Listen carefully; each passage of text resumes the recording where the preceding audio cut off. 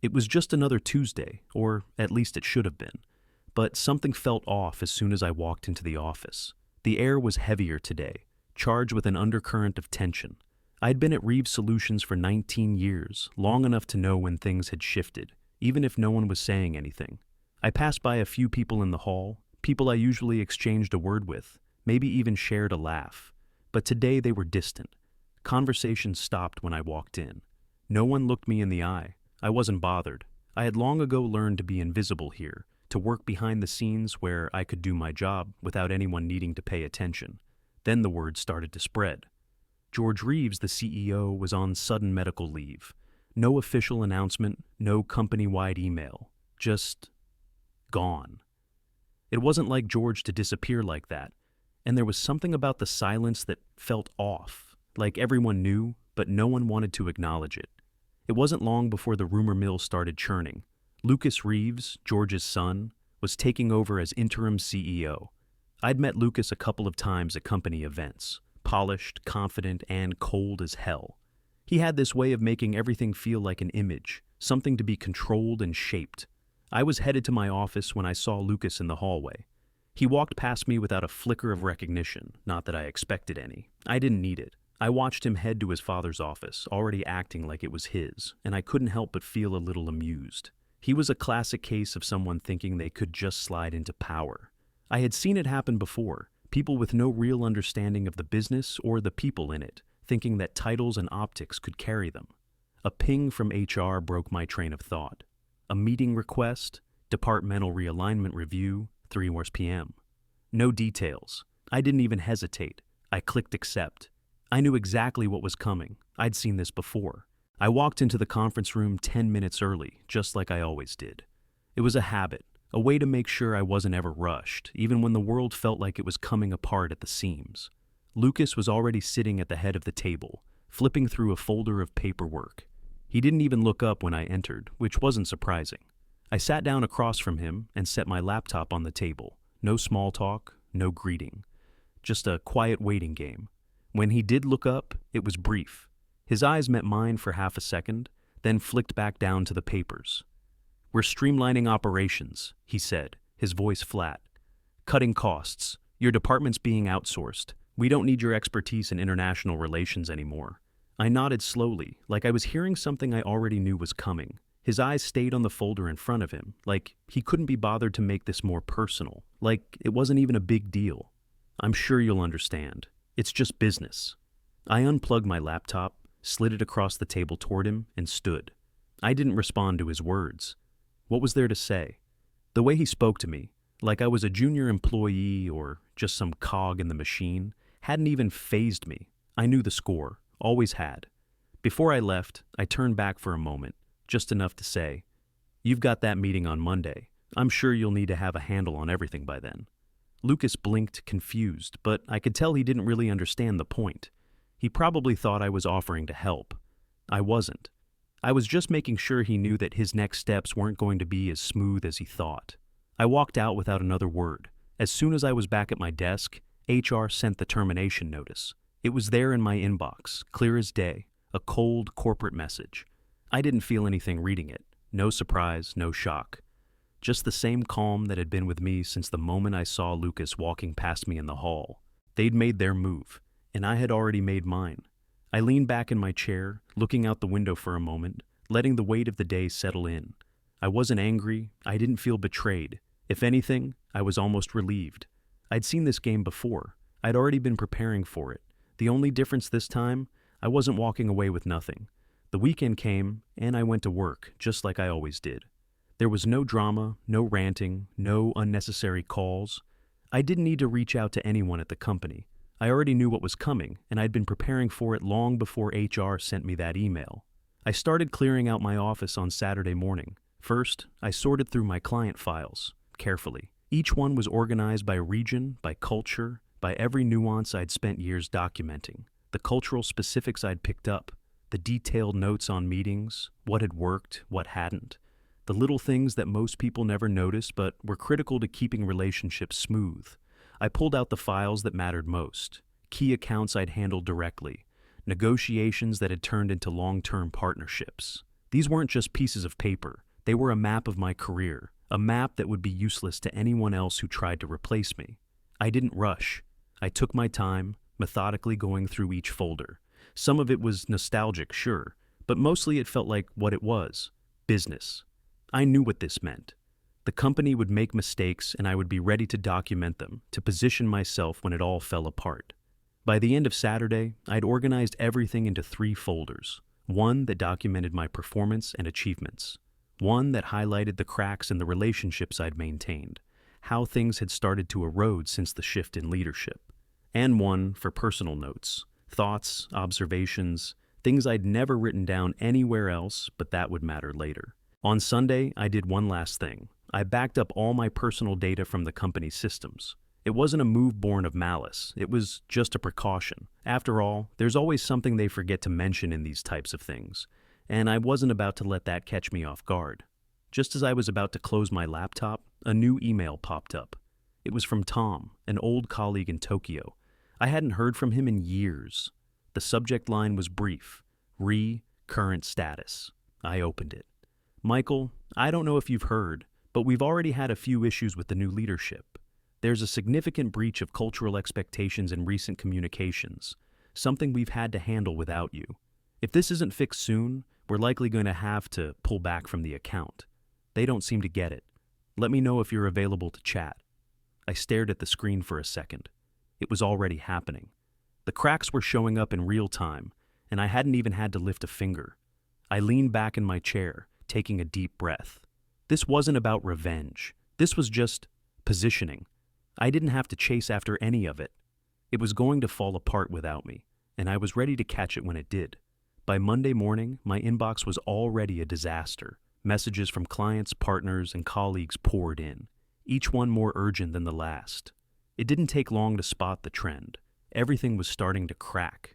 One of my international partners from Japan sent a long email about recent communications that had violated some of the most basic cultural norms. It was all there in black and white, mistakes that could have been avoided if I'd been around. I didn't respond. There was no point. Another email, this one from a vendor in South America. Their client in Brazil was furious over a communication mishap. Something small, something easily fixed if I'd been the one managing it. I made a mental note of each failure, each small but significant misstep. They were stacking up fast, and I wasn't going to lift a finger to fix any of it. Instead, I opened a new folder on my laptop. I titled it The Fallout.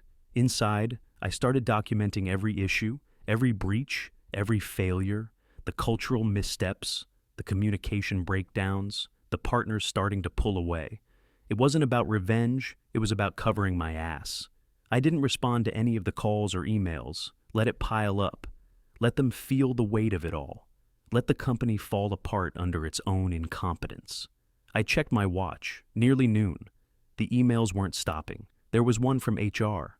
I clicked it open, expecting the usual, "We hope you're doing well" fluff. But this time, the tone was different. "Michael, we'd like to meet with you to discuss a potential return to the company." Just like that. They didn't even try to dress it up.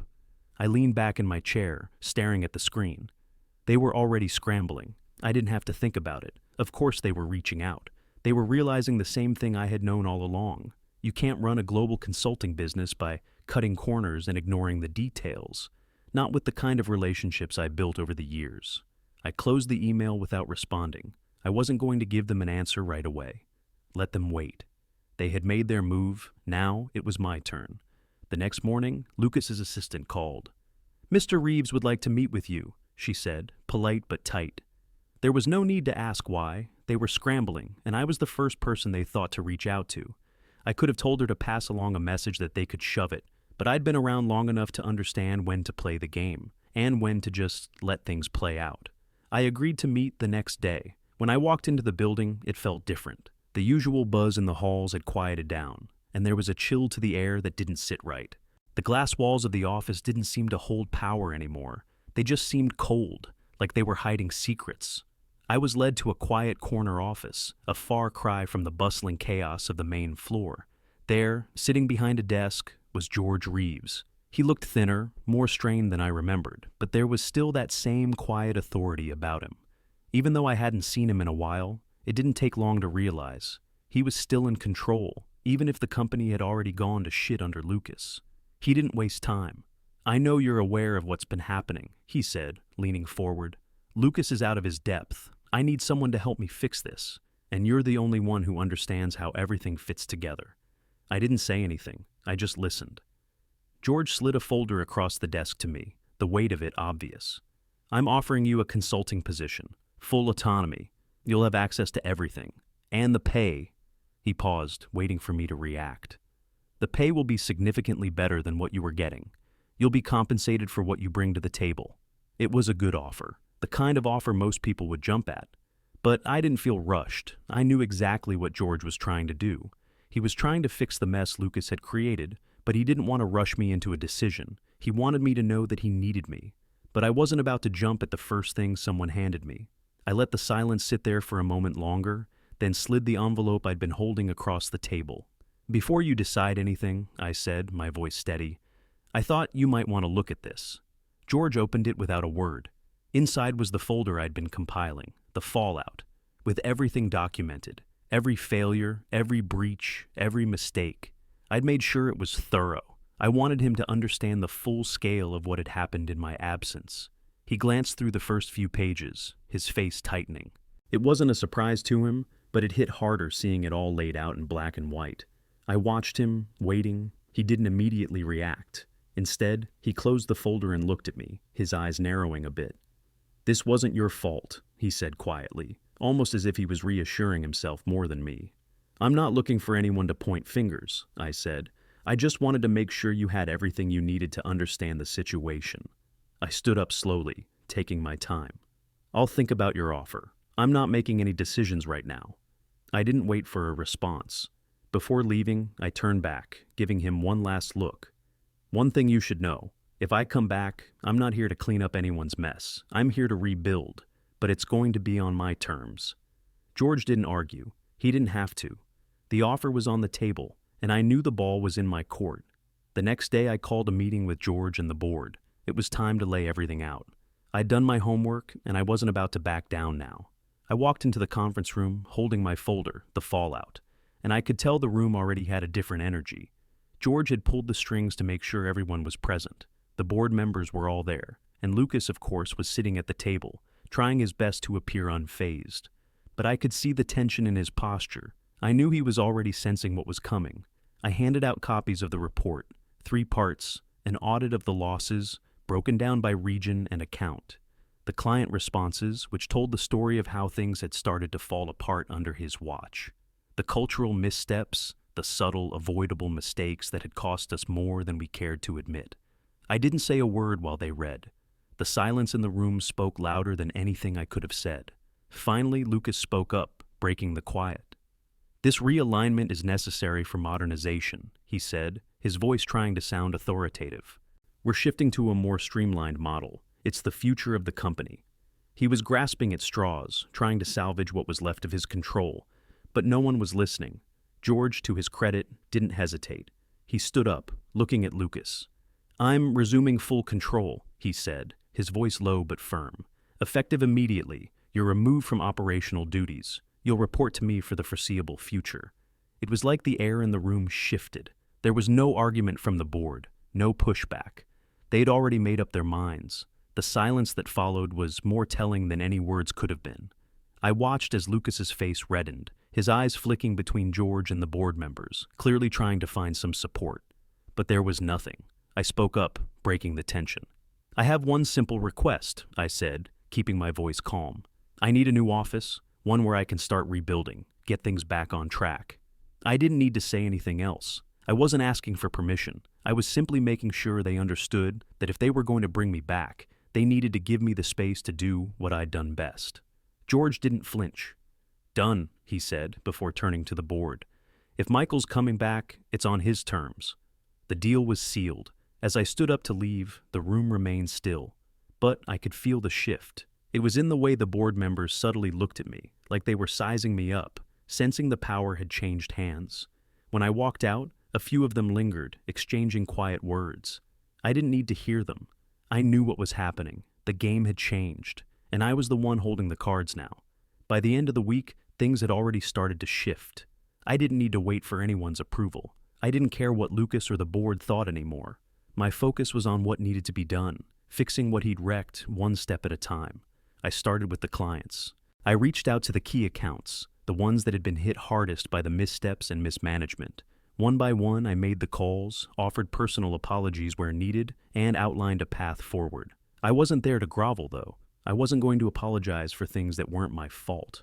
Instead, I listened, acknowledged the mistakes, and laid out clear steps for how we were going to rebuild those relationships. When I called Mr. Takahashi, my partner in Japan, I didn't go for the typical corporate bullshit. I got straight to the point. I know things have been rough, I told him, but we've corrected the issues. I'm going to make sure this never happens again. He listened quietly, his voice neutral. I didn't try to sugarcoat anything. I knew better. We'd both been through enough to know when someone was being honest and when they were just telling you what you wanted to hear. That's good to hear, Mr. Takahashi said finally. I've been patient, but trust, once lost, takes time to rebuild. I didn't try to convince him. He was right. It would take time. But I was willing to put in that work. I wasn't here for glory or to claim credit. My job was simple, to fix this place, to make sure it didn't just survive, but thrived again. The company had become complacent under Lucas's watch, but I wasn't going to let it crumble now that I was back at the wheel. The office dynamic had shifted too. When I walked through the halls now, people didn't look at me like I was invisible or just another cog in the machine. They respected me, not because of my title, but because I'd earned it. I wasn't the shiny new thing. I wasn't playing games or trying to sell an image. I was here to do the real work. Lucas's absence was obvious, though no one ever said anything. It hung in the air, but no one needed to mention it. It was clear that the power had shifted, and I didn't need to say a word. I had the last word, though, in one final meeting with a group of key clients. I'd made sure to address every single concern they had had, letting them know that not only were we listening, but we were actively correcting course. As I laid out the new plans for their accounts, the only thing left to prove was that trust, once lost, could be regained. And I wasn't in any rush to prove it. They'd see. In time, they'd see that the foundation I was building was solid. It was all coming together.